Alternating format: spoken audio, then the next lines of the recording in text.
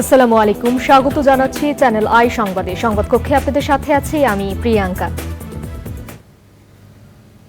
বিস্তারিত সংবাদে শুরুতেই জানিয়ে দিচ্ছি ফ্রেশ প্রিমিয়াম টি সংবাদ শিরোনাম। ঝিনাইদহের এমপি আনোয়ারুল আজিম আনারের মরদেহ কলকাতায় উদ্ধার, বাংলাদেশিদের হাতে পরিকল্পিত খুন ধারণা।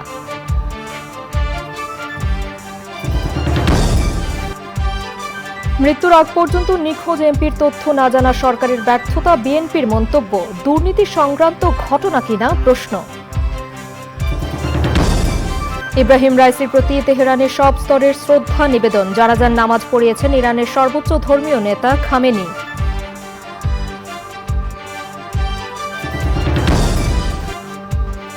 এবং উন্নয়ন সাংবাদিকতায় চ্যানেল আই ইন্টার্নশিপে যুক্ত হচ্ছে নর্থ সাউথ বিশ্ববিদ্যালয়, হাতে কলমে শিক্ষায় চুক্তি সই।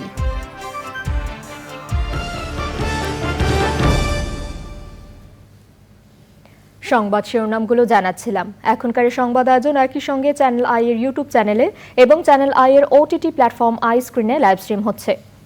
যাচ্ছে বিস্তারিত সংবাদে। ঝিনাইদহ ৪ আসনের সংসদ সদস্য আনোয়ারুল আজিম আনারের মরদেহ কলকাতায় উদ্ধার করা হয়েছে।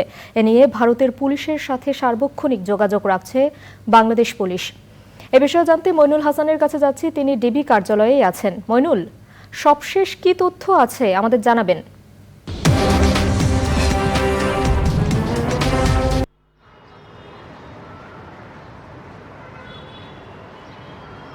হ্যালো, আমি এখন দাঁড়িয়ে আছি ডিবি কার্যালয়ের সামনে। আপনারা জানেন যে আজ সকালবেলা কিন্তু ঝিনাইদহ ৪ আসনের সংসদ সদস্য আনোয়ার আজিম আনারের মরদেহ কলকাতা একটি ফ্ল্যাট থেকে উদ্ধার করা হয়। সকালে নিউ টাউন এলাকায় সার্ভিস নামের যে বিশালবহুল যে অ্যাপার্টমেন্ট ছিল সেখান থেকে কিন্তু মূলত এই মরদেহটি উদ্ধার করা হয়েছে। এই ব্যাপারে কিন্তু কিছুক্ষণ আগে স্বরাষ্ট্রমন্ত্রী তার নিজ বাসায় কিন্তু সংবাদ সম্মেলন করেন। সংবাদ সম্মেলনে কিন্তু উনি এই ঘটনাকে পরিকল্পিতভাবে খুন করা হয়েছে বলে উনি জানিয়েছেন এবং এই ঘটনায় কিন্তু 3 জনকে আটক করা হয়েছে বলে আমরা জানতে পেরেছি এবং স্বরাষ্ট্রমন্ত্রী বলেছে। আপনারা জানেন যে গত মে চিকিৎসা করার জন্য বাংলাদেশ থেকে কলকাতায় যান ঝিনাইদহ ৪ আসনের সংসদ সদস্য। এরপর থেকে কিন্তু তার আসলে কোনো আমরা তথ্য তার পরিবার অথবা তার কেউ কিন্তু তার কোনো সম্পর্কে কোনো কিছু জানতে পারেনি। সেই কারণে কিন্তু তার পরিবার বিভিন্নভাবে তার সাথে যোগাযোগ করার চেষ্টা করলেও কিন্তু কোনোভাবে তার সাথে যোগাযোগ করা সম্ভব হয়নি। সেই ধারাবাহিকতায় তারা কিন্তু বাংলাদেশ প্রশাসনের সাথে যোগাযোগ করেছে এবং সেই মাধ্যমে কিন্তু বাংলাদেশ প্রশাসন ইন্ডিয়ান প্রশাসনের সাথে যোগাযোগ করে তার ব্যাপারে বিস্তারিত জানার চেষ্টা করেছে। সেই পরিপ্রেক্ষিতে কিন্তু আজ সকালবেলা কিন্তু এই ঘটনার সত্যতা আমরা জানতে পেরেছি এবং এই ব্যাপারে কিন্তু তদন্ত চলছে। স্বরাষ্ট্রমন্ত্রী বলছে যারা এদের সাথে জড়িত আছে তাদের কিন্তু কঠোরভাবে শাস্তির আওতা নেওয়া হবে এবং এই মুহূর্তে কিন্তু আমরা কিছুক্ষণ আগে জানতে পেরেছি যে মোট 6 জনকে সন্দেহভাজন করা হলো, 3 জনকে কিন্তু আটক করা হয়েছে। তারা কিন্তু এখনও পুলিশের হেফাজতে কিন্তু আছে। আমি এখন ডিবি কার্যালয়ের সামনে আছি। কিছুক্ষণ পর কিন্তু ডিবি প্রধান হারুন উনি কিন্তু এই ঘটনার পরিপূর্ণ বিস্তারিত বর্ণনা এবং আমাদের সব কিছু তথ্য আমাদেরকে জানাবে বলে আমরা কিছুক্ষণ আগে জানতে পেরেছি। এই ছিল আমার কাছে সর্বশেষ তথ্য। ধন্যবাদ মইনুল। বৌদ্ধ ধর্মাবলম্বীদের প্রধান ধর্মীয় উৎসব বুদ্ধ পূর্ণিমা আজ। ধর্মীয় আচার ও নানা আয়োজনে উদযাপন হচ্ছে দিনটি। এ উপলক্ষে সারা দেশে বৌদ্ধ বিহারগুলোতে বুদ্ধ পূজা, প্রদীপ প্রজ্বলন, শান্তি শোভাযাত্রা, ধর্মীয় আলোচনা, প্রভাত ফেরি, ধ্যান, সমবেত প্রার্থনা, আলোচনা সভার আয়োজন করা হয়েছে। বৌদ্ধ ধর্মমতে 2500 বছর আগে এদিন বৌদ্ধ ধর্মের প্রবর্তক গৌতম বুদ্ধের আবির্ভাব হয়। তার জন্ম, বোধিলাভ ও মহাপ্রয়াণ বৈশাখী পূর্ণিমার দিনে হয়েছিল বলে এর অপর নাম দেয়া হয় বুদ্ধ পূর্ণিমা। বুদ্ধ পূর্ণিমার রাষ্ট্রপতি মোহাম্মদ শাহাবুদ্দিন এবং প্রধানমন্ত্রী শেখ হাসিনা বাণী দিয়েছেন।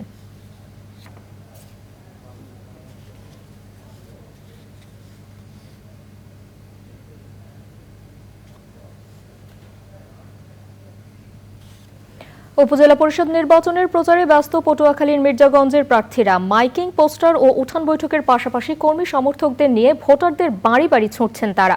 উপজেলা নির্বাচনের ৩য় ধাপে 29শে মে মির্জাগঞ্জে ভোট হবে। এনায়েতুর রহমানের রিপোর্ট। পায়রা নদীর তীরে প্রায় 38 কিলোমিটার দীর্ঘ পটুয়াখালীর মির্জাগঞ্জ উপজেলার মানুষের জীবন ঝড়, প্লাবন আর নদী ভাঙ্গন নিয়ে।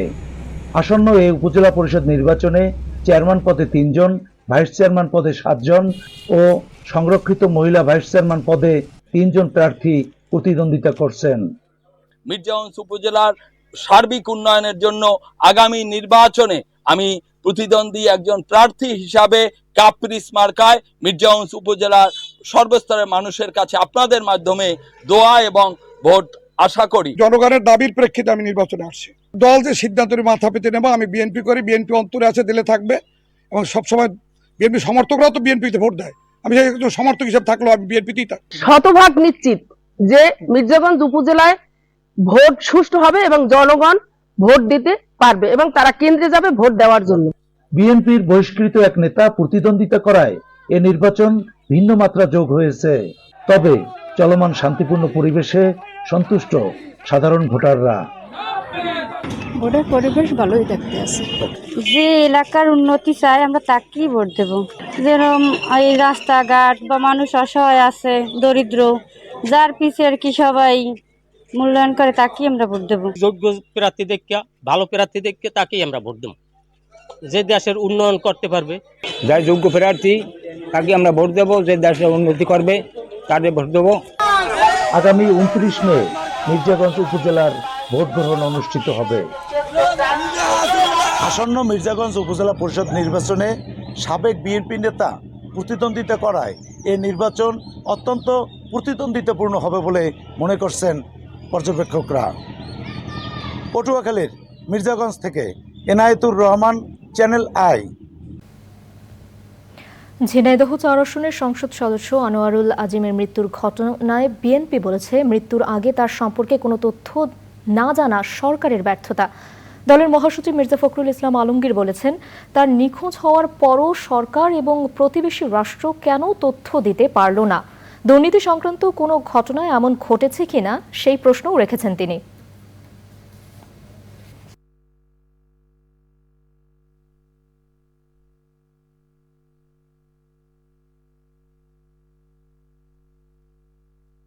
বাংলাদেশের সাধারণ নাগরিক নয়, একজন তাদের তথাকথিত সংসদ সদস্য বিদেশে গিয়ে নিখোঁজ হয়ে গেলেন, তার কোনো খবর তারা দিতে পারলেন না, না পারলেন বাংলাদেশ সরকার, না পারলেন বন্ধু রাষ্ট্র তাতে ভারত। তো আমরা কি মনে করব যে এটার একমাত্র লক্ষ্য হচ্ছে দুর্নীতি করা, টাকার পাহাড় তৈরি করা, বিদেশে পাঠানো, ওইটারই কোনো ঘটনা কিনা এটা আমরা জানি না আর কি।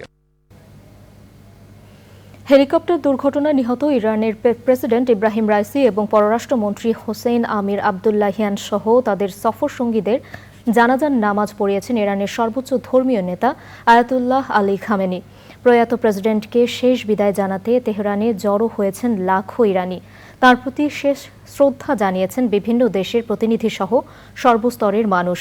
নিহতদের প্রতি শ্রদ্ধা জানিয়ে বৃহস্পতিবার বাংলাদেশে একদিনের রাষ্ট্রীয় শোক ঘোষণা করা হয়েছে। বিস্তারিত মাহফুজুল হাসানের রিপোর্টে।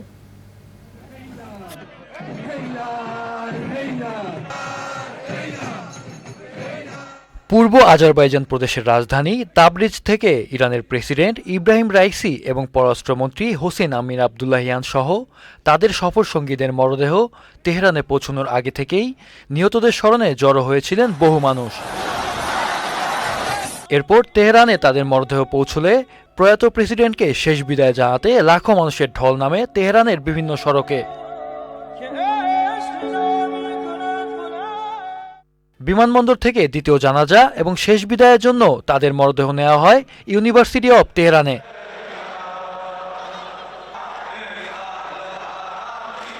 এরপর ইব্রাহিম রাইসি এবং পররাষ্ট্রমন্ত্রী হোসেন আমির আবদুল্লাহিয়ান সহ তাদের সফর সঙ্গীদের জানাজার নামাজ পড়ান ইরানের সর্বোচ্চ ধর্মীয় নেতা আয়াতুল্লাহ আলী খামেনি।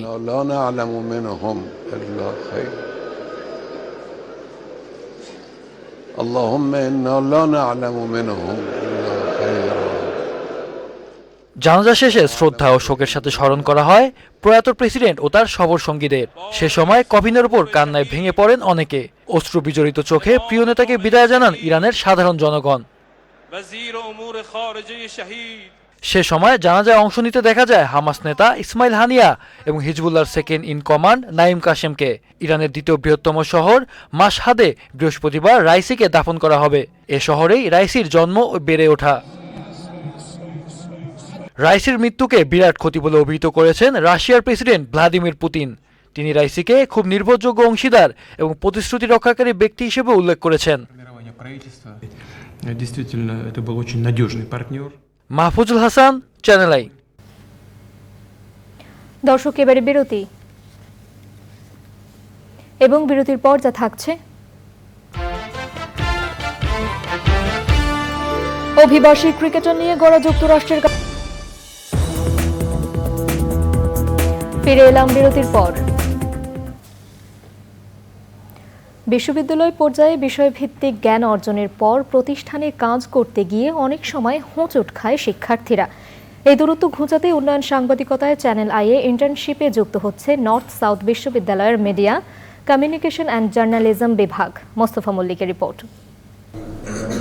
চ্যানেল আইয়ের তেজগাঁও কার্যালয়ের সভাকক্ষে চ্যানেল আই ও নর্থ সাউথ বিশ্ববিদ্যালয়ের মধ্যে ইন্টার্নশিপের চুক্তি সই হয়। চুক্তির আওতায় বিশ্ববিদ্যালয়ের মিডিয়া, কমিউনিকেশন অ্যান্ড জার্নালিজম বিভাগের আন্ডার গ্রাজুয়েট প্রোগ্রামের কিছু শিক্ষার্থী ইন্টার্নশিপের সুযোগ পাবেন। আমরা কিছু সংখ্যক জার্নালিস্ট তৈরি করব, তাদের জন্য যা করতে আমরা সব কিছু করবো, but they will be professionally exceptionally competent এবং দে উইল বি এথিক্যাল। তাদের এথিক্স সম্বন্ধে কোনো রকম কোশ্চেন থাকবে না। তো আপনাদের এখানে এই যে একটা সুযোগ হলো, বসে প্র্যাকটিক্যালি আপনার সাথে কাজ করতে পারবে। We consider channel I as one of the absolute top TV channels in Bangladesh. কৃষি উন্নয়ন ও গণমাধ্যম ব্যক্তিত্ব শাইখ সিরাজ বলেন, সময়ের সঙ্গে সঙ্গে দেশের গণমাধ্যমও প্রযুক্তির দিক দিয়ে এগিয়ে গেছে। এরপরও এই খাতে দক্ষ জনবলের অভাব রয়েছে। টেলিভিশন, অনলাইন মাধ্যম, পত্রিকা সবকিছু মিলে এখন মিডিয়া জগৎটা তো অনেক বড় আগের চাইতে। তো এখানে লোকবল দরকার, সে কারণেই ইউনিভার্সিটিগুলো মনে করছে যে এই পেশা বা এই সাবজেক্টগুলোকে চালু করা উচিত। প্রশ্নটা হচ্ছে, গ্যাপটা হচ্ছে আমাদের এখান থেকে ইন্ডাস্ট্রি ইউনিভার্সিটিকে কোনো রিসার্চের বিষয়ভিত্তিক কোনো ডিমান্ড যদি দেয়, ইউজুয়ালি পৃথিবীর অন্যান্য দেশে এটাই হয়, সেটা তারা একটা পারফেক্ট প্রোটোটাইপ তৈরি করে ইন্ডাস্ট্রিকে আবার ফেরত দেয়, সেটাকেই সেই ইন্ডাস্ট্রিয়াল একটা প্রোডাক্ট হিসেবে বাজারে ছাড়ে। এটাই হচ্ছে কালচার। কিন্তু আমাদের দেশে ইন্ডাস্ট্রির সাথে দেশের খুব একটা সম্পর্ক, ইউনিভার্সিটির সম্পর্ক লক্ষ্য করা যায় না। এটা প্রোডাক্টের ক্ষেত্রে হোক, এবার জার্নালিজম বা জার্নালিস্টও তো একটা প্রোডাক্ট, আমার দেশের সম্পদ। তাহলে এত বছর যাবৎ তো অনেক জার্নালিস্ট ইন্টার্নি করছে, বেরিয়েছে। তার থেকে আজকে এই 40টা চ্যানেল, ডিজিটাল প্ল্যাটফর্ম, মাল্টিমিডিয়া, পত্রিকা, কত কিছু আছে। কিন্তু আপনি এখনও কি বলতে পারবেন যে 5 জন জার্নালিস্টের নাম করতে পারবেন যাকে আপনি আইকনিক জার্নালিস্ট বলবেন?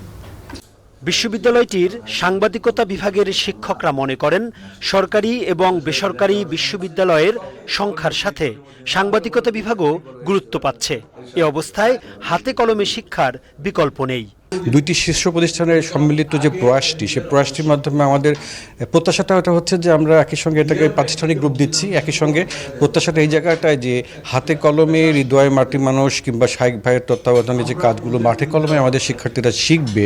শুধুমাত্র এটা শেখাটা তো হলো যে সাংবাদিকতার বিভিন্ন রকম কলা কৌশল জনগণের কাছে উপস্থাপনের একটা ব্যাপার আছে, কিন্তু এইটাতে তার সঙ্গে যে মাঠের যে মানে নারীর সম্পর্কটা তৈরি হচ্ছে, যেটা শহরের ছেলেমেয়েরা আসলে অনেক সময় তারা এটা পায় না। নর্থ সাউথ বিশ্ববিদ্যালয় বলছে, সাংবাদিকতা বিভাগের জন্য ভবিষ্যতে চ্যানেল আইয়ের সঙ্গে এমন কার্যক্রম আরও বাড়ানোর সুযোগ রয়েছে। Mostafa Mallik, channel I, Dhaka. প্রধানমন্ত্রী শেখ হাসিনার ফ্রান্স সফরে বাংলাদেশের দ্বিতীয় স্যাটেলাইট নির্মাণ এবং এয়ারবাস ক্রয় সংক্রান্ত চুক্তি হওয়া নিয়ে আশাবাদী ফ্রান্সের রাষ্ট্রদূত মেরি মাজদুপে। নিজ বাসভবনে সাক্ষাৎকারে রাষ্ট্রদূত জানান, ভালো প্রস্তাবের কারণে বাংলাদেশ তাদের সঙ্গে চুক্তি করবে বলে আশাবাদী তিনি। পান্থ রহমান জানাচ্ছেন। গেল সেপ্টেম্বরে বাংলাদেশ সফর করে গেছেন গুরুত্বপূর্ণ বৈশ্বিক নেতা ফ্রান্সের প্রেসিডেন্ট ইমানুয়েল ম্যাক্রন। ইউরোপের অন্যতম রাষ্ট্রনেতার সেই সফরে প্রত্যাশা ছিল বাংলাদেশ ও ফ্রান্সের সম্পর্ক ভিন্ন উচ্চতায় নিয়ে যাওয়ার। সেই সফরের প্রসঙ্গ টেনে ফ্রান্সের রাষ্ট্রদূত জানালেন, প্রধানমন্ত্রী শেখ হাসিনার ফিরতি সফরে বেশ কিছু অগ্রগতি আশা করছেন তারা। Airbus is actually in discussions on 2 different files. One is the aircrafts with your national airline company, Biman, and the other one is about the satellite systems that Bangladesh would like to acquire for Earth observation purpose. So both discussions are going on quite well, are progressing, and we hope that soon there will be signatures and finalization of these issues. Completely hopeful because our offer, French offer, is the best. We are very confident. আকাশপথ যোগাযোগ ও তথ্য প্রযুক্তি খাতে সহযোগিতার বিস্তারিত জানালেও কৌশলগত প্রতিরক্ষা খাত নিয়ে বিস্তারিত বলতে চাননি রাষ্ট্রদূত।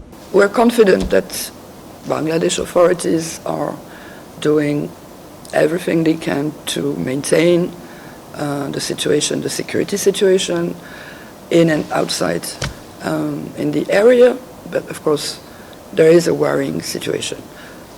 We will continue to support, of course, and we are always very grateful to your country's hosting the Rohingya people, and of course we all know that repatriation remains the goal.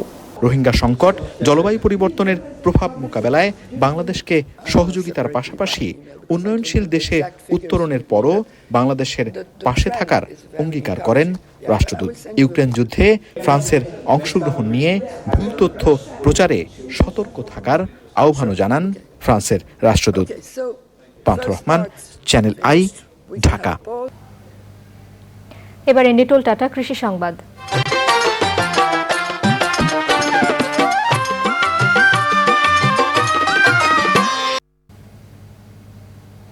দিনাজপুরের হিলিতে প্রথমবারের মতো দানাদার ফসল quinoa ও chia seed আবাদ করে ভালো ফলন পেয়েছেন এক কৃষক।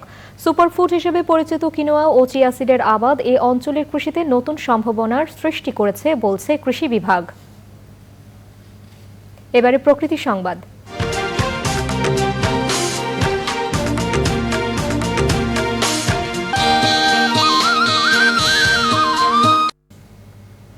কর্তৃপক্ষের উদাসীনতা, অবহেলা আর পরিচর্যার অভাবে নিঃশেষ হচ্ছে মুজিবনগরের আম্রকাননের শতবর্ষী আম গাছ।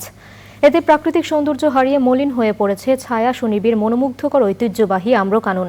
বিপর্যস্ত আশেপাশের পরিবেশ প্রতিবেশ। মুক্তিযুদ্ধের স্মৃতি বিজড়িত আমবাগান রক্ষা করা না গেলে আগামী প্রজন্ম ইতিহাস থেকে বঞ্চিত হবে বলছেন দর্শনার্থী সহ সংশ্লিষ্টরা।